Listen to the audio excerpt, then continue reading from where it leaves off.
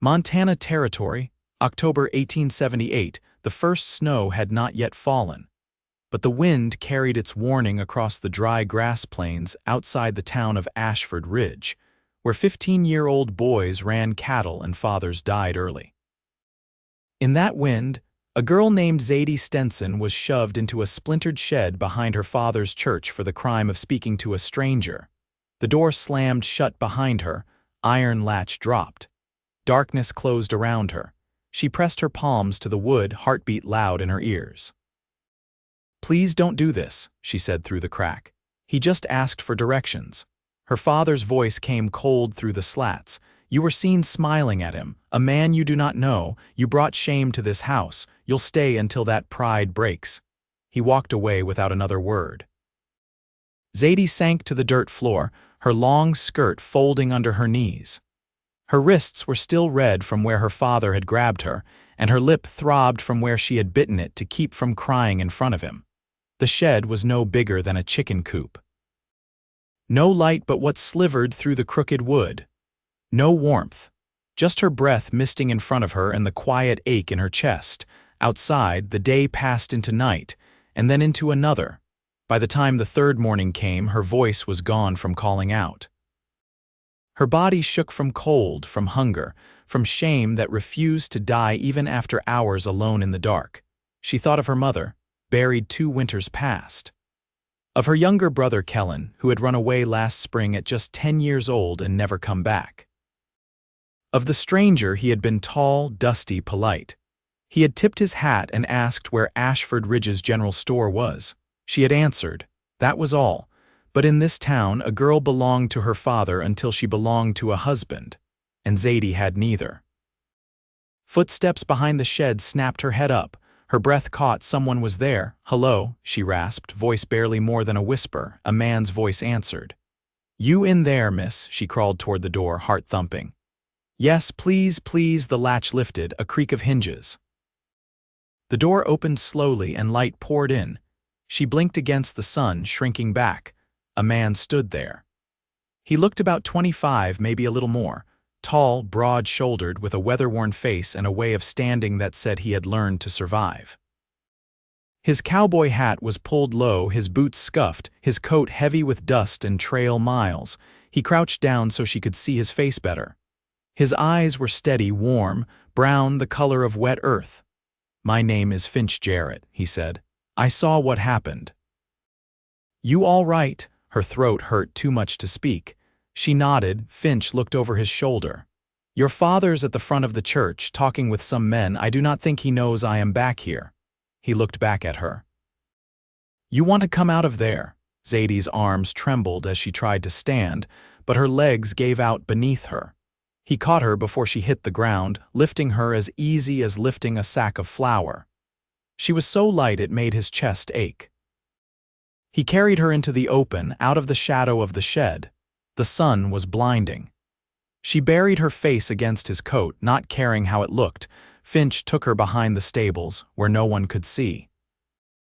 He eased her down onto a hay bale, pulled a canteen from his saddlebag and held it to her lips. She drank in small, desperate gulps. "Why did you help me?" she asked, voice hoarse. He looked at her, expression unreadable. "Because it was wrong. Locking a girl away like that for speaking to someone, he is my father, does not make it right." She looked down, ashamed. "I should not have smiled at you." Finch's jaw tightened. "You did nothing wrong." Zadie glanced up, eyes searching his. "He will come looking for me. He will not touch you again," Finch said quietly. She believed him. They sat in silence for a moment, the wind stirring the hay. Then Finch stood and walked to the front of the church.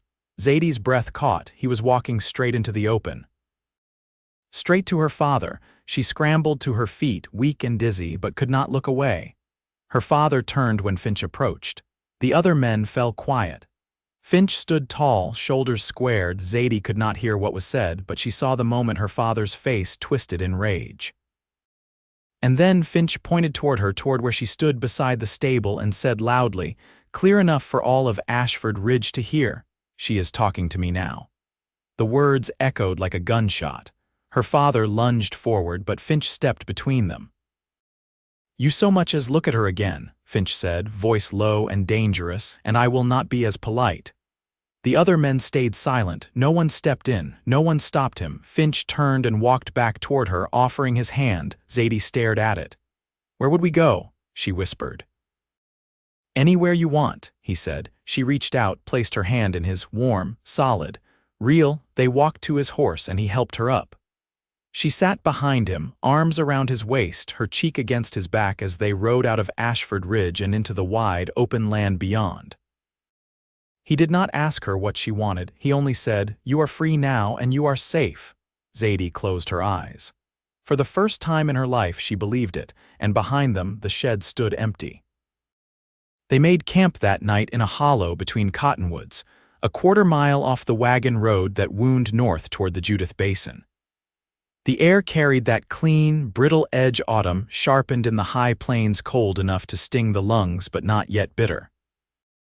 Finch led the horse into a stand of brush, unsaddled it methodically, and hobbled it near the stream. He didn't speak until the fire was lit and the coffee pot settled into the coals. Zadie sat cross-legged across from him, wrapped in the wool blanket he'd pulled from his bedroll. Her hands rested in her lap, fingers still raw. The firelight brushed her face in flickering gold, throwing soft shadows beneath her cheekbones. She hadn't asked where they were going. She hadn't asked anything at all since they'd left the edge of Ashford Ridge. Finch poured 2 tin cups and handed her one. She held it carefully but didn't drink. "Do you have people?" he asked, watching her over the rim of his cup. Her eyes stayed on the fire. "Not anymore." He waited, but she didn't offer more. He didn't push. Instead, he reached into his saddlebag and pulled out a folded parcel wrapped in oilcloth. Inside was a square of cornbread and the last of some dried venison. He broke the cornbread in half and passed her the larger piece. She took it without a word, chewing slowly, eyes still downcast. Finch leaned back against a log he'd dragged to the fire pit. "I worked cattle on a spread outside Helena last year. Foreman there had a girl about your age. She got herself snakebit, and he rode 20 miles straight to fetch the doc." Zadie glanced up. "He didn't stop to ask if she'd earned it," Finch said. "Didn't weigh her worth by who she smiled at or didn't, just rode like hell to save her." Zadie stared at him, a flicker of something sharp in her eyes. "You think I should be grateful you pulled me out?" "No," he said. "I think you should be pissed it ever happened." She held his gaze, then looked away again, drawing her knees up to her chest. "I don't know what to do now." "You don't have to know yet." The fire cracked, pine sap bubbling in the heart of a kindling branch. One of the horses nickered softly beyond the brush. "My brother ran off," she said, voice thin. "He was 10. I think he meant to find our uncle in Missouri, but Pa never said if he made it, just said he was gone and that was that." Finch let the silence stretch. "He used to put his coat over me in winter when we were small. Kellen, he'd sleep cold 'cause I always woke shivering." Her voice faltered, then steadied. "I think he was braver than me. He left." Finch didn't shift or speak, just let the weight of her words settle. "I stayed. I thought it meant I was good."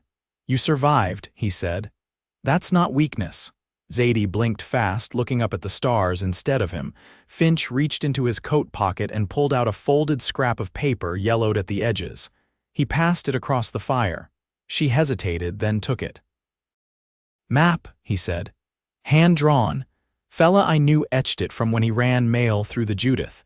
Shows where the creeks still run, and there's a widow out near Arrow Butte who keeps a room for trail riders. I figure we make it there before next frost." Zadie unfolded the map. Her fingers traced the worn lines. "Why are you helping me?" Finch shifted, the firelight catching in the lines around his eyes. "Because someone should have a long time ago." She nodded once, slow, then looked at him fully, her jaw set, eyes steady. "Don't expect me to be soft," she said. I won't be easy." "I don't need easy." They sat like that until the fire burned low and the stars thickened overhead. Later, when Finch offered her the bedroll, she took it silently but lay close enough that he could hear her breathing, slow, measured, no longer ragged. He didn't sleep for a long time. He kept watch on the trees, on the hush of the stream, on the world that might still come looking for her. And when sleep finally took him, It came with the scent of wood smoke and cornbread and the memory of her eyes meeting his, not pleading, not broken. Just clear, alive, he would protect that. Whatever it took, by the third day the road had narrowed to little more than a wagon track hemmed in by juniper and twisted pine. The sky stayed hard and pale, the air dry enough to chap Zadie's lips. They hadn't spoken much since leaving Ashford Ridge, but the silence between them had changed. It wasn't the strained hush of strangers anymore, it held something steadier, like a rope stretched taut between 2 points, neither pulling too hard. Finch rode with a quiet ease, one hand on the reins, the other resting lightly on his thigh. Zadie sat the same horse, her weight balanced behind him, no longer clutching him for fear of slipping. She was learning the rhythm of the trail, how to sway with the animal's movement, how to read the ground ahead. Every hour on the road put more distance between her and the life she'd escaped. She felt it in her bones, in her breath. Late that afternoon, they came across a man caught beneath a felled cottonwood. His wagon had splintered against a rock bed, one mule dead in the harness, the other long gone. The man's leg was pinned and he was pale with fever, his shirt soaked through. Finch dismounted first, kneeling beside the man without a word. Zadie stood back, watching his hands move with careful speed. He pulled a knife from his belt, cut the man's boot away, then twisted to speak low. "Need your help," he said to her. "There's a pry bar in the wagon bed. Rusted, but it'll hold." She didn't hesitate. She climbed over the broken axle, found the bar beneath a sack of oats, and brought it to him. He wedged it beneath the trunk, bracing with his shoulder. "On my count," he said. "Lift hard." Zadie braced beside him. They heaved together, muscles straining. After the third try, the log shifted just enough for Finch to drag the man free. His leg bent wrong, clearly broken. He groaned once, then passed out. They splinted it with a yoke board and some torn burlap. Zadie soaked a cloth in water and wiped the man's face, her hands steady now. She didn't flinch from the blood, didn't look away. "He's not gonna ride," Finch said as the sun dropped low. "We can't leave him here." Zadie looked toward the hills. "You said there was a widow near Arrow Butte. She's still a full day off. We make camp again," she said. "We stay with him." Finch met her gaze, then gave a small nod. "All right." They built a fire near the wrecked wagon and laid the man on a bed of pine boughs.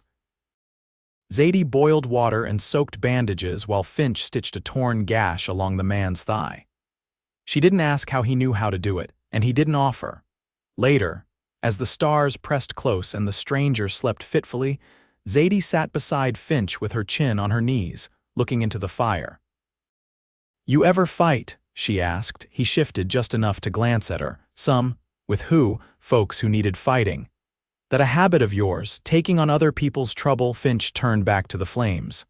"I used to think I could outrun mine, didn't work. So I figured if I can't fix what's behind me, maybe I can do right going forward." "You leave something behind." He didn't answer at once. The fire popped. "A brother, he was younger. Got himself killed trying to prove he was a man." Zadie's voice softened. "What happened?" He lied about his age. Enlisted Union side, never made it past training camp, fever took him. She didn't say she was sorry, she only shifted closer, not touching, just near enough to share the heat of the fire.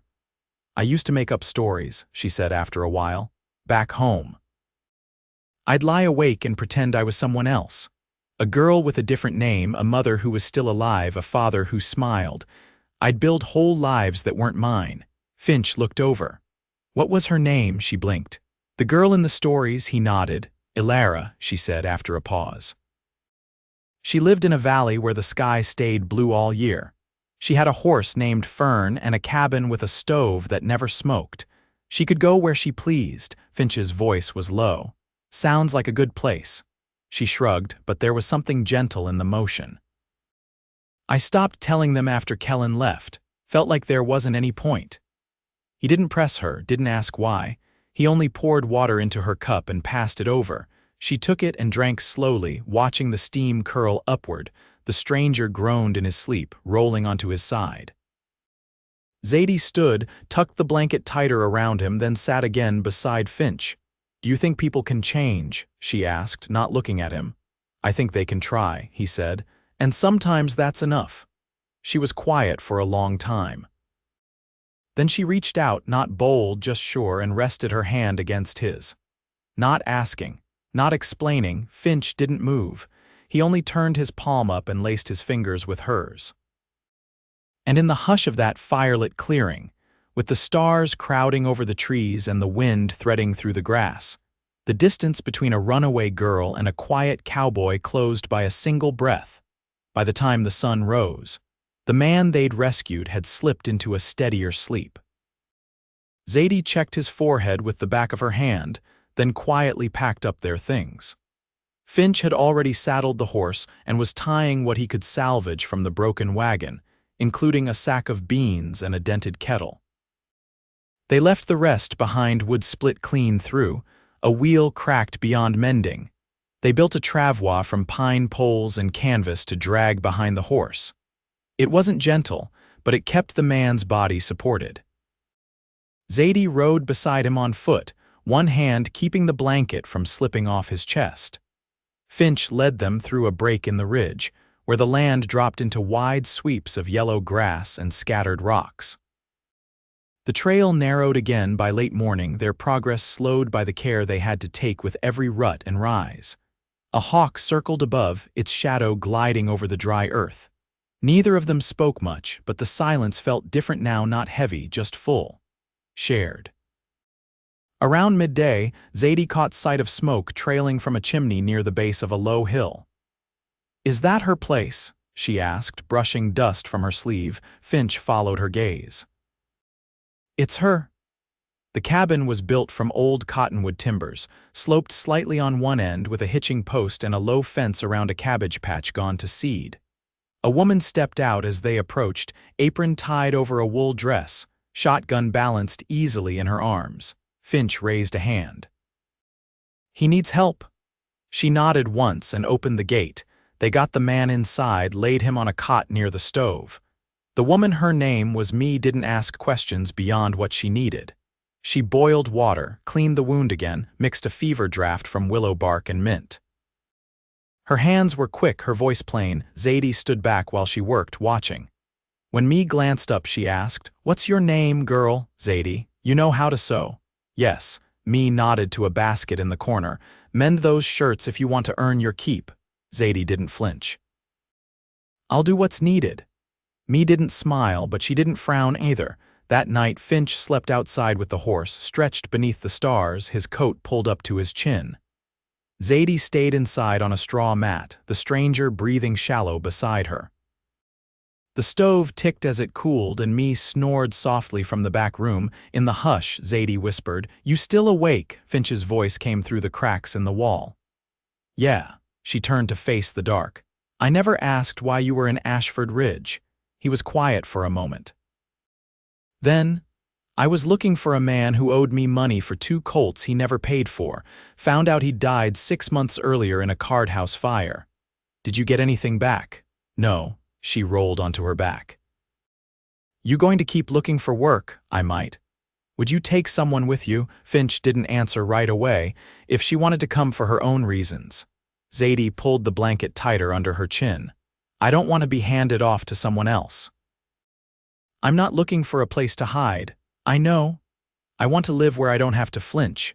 Outside, the wind moved through the cottonwoods, soft as breath. "Then you'll ride with me," he said. She pressed her palm against the floorboards, feeling the grain beneath her hand. "All right." Morning came with frost on the grass and a thin layer of ice on Me's water buckets. The fever had broken. The man slept harder now, skin less gray. Me said he might wake in a day or two and that she'd send word to the nearest town once he did. Zadie finished mending the shirts and left them folded by the hearth. They saddled the horse again, just one this time, and Me handed Finch a pouch of dried apples without a word. He tipped his hat, and Zadie gave a small nod. They rode out just after sunrise, the hills casting long blue shadows across the plain. Zadie sat in front this time, reins in her hands. Finch rested easy behind her, one arm looped around the bedroll, the other lightly against her back, not to guide, just to steady. They didn't speak. They didn't need to. The world ahead was quiet and wide, the kind of place where breath came easy and no one asked what you'd been before. They rode until the land opened up completely, and the sky felt close enough to touch. They found work before the week was out. A ranch east of the Musselshell needed hands to finish the fall branding and bring in the last of the strays before snow settled too deep. The man who ran it, a Sam McClintock, had a hip stiff from a rifle wound years back and a sharp eye for who could carry their weight. He took one look at Finch's gear, and the way Zadie held herself in the saddle quiet, squared, and said they'd do. There was a bunkhouse with cracked windows and a cook who'd lost most of his hearing. Zadie was given a cot in the supply room, 4 walls and a door of her own. Finch slept with the men, rising before light and riding out with the others. The days were long and the wind picked up colder as the season deepened, but neither of them complained. Zadie worked the kitchen when she wasn't helping with the calves cleaning, boiling water, hauling in wood, and learned to wrap her palms in linen strips before handling rope.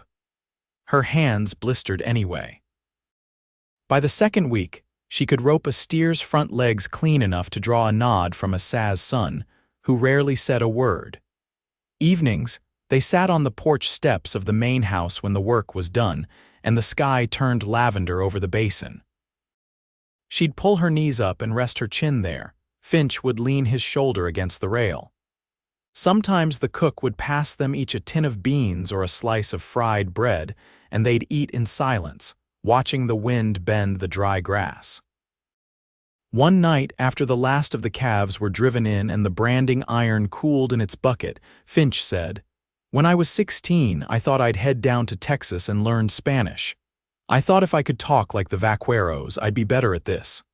Zadie set her plate down. "Did you go?" "No," he said. "My brother got sick that spring. After he died, I didn't see much sense in leaving."